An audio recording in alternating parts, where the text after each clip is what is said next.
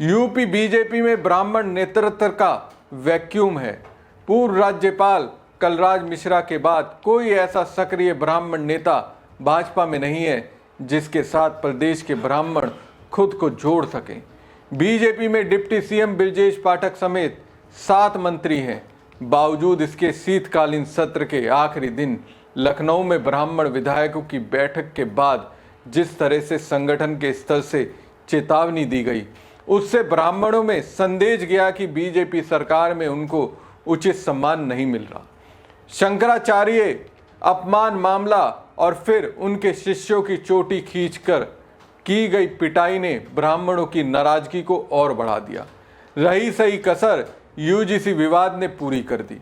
इन तीनों मामलों से साफ संदेश गया कि यूपी की बीजेपी सरकार में ब्राह्मण उपेक्षित है। ब्राह्मणों की नाराजगी बरेली के सिटी मजिस्ट्रेट अलंकार अग्निहोत्री के इस्तीफे के तौर पर सामने आई। सीएम योगी ने 13 फरवरी को राज्यपाल के अभिभाषण के दौरान सदन में शंकराचार्य के अस्तित्व पर सवाल उठाए। उन्होंने पुलिस की कार्रवाई को उचित ठहराया।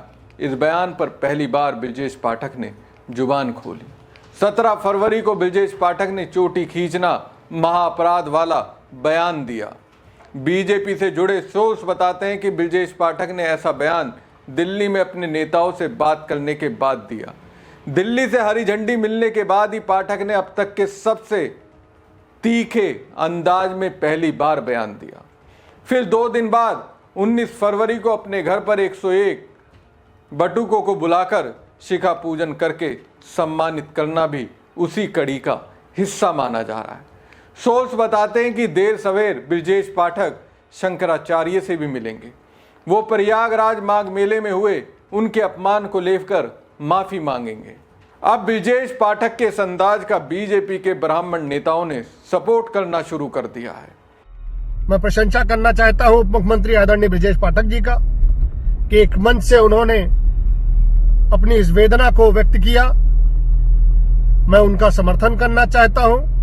साथ ही मैं आह्वान भी करना चाहता हूं सभी को इस विषय को माननीय मुख्यमंत्री तक पहुंचाना चाहिए और उन दोषी पुलिसकर्मियों को कार्रवाई के लिए उन पर कार्रवाई हो, ऐसा प्रयास करना चाहिए।